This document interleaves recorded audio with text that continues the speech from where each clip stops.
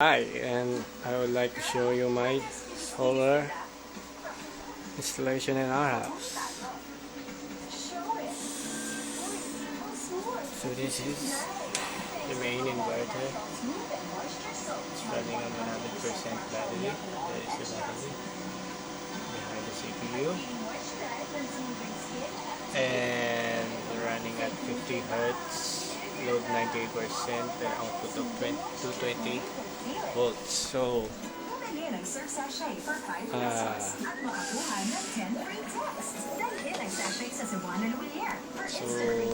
this is connected. This plug is connected to the solar installation. It is connected by that extension also. So we're running the TV, electric fan,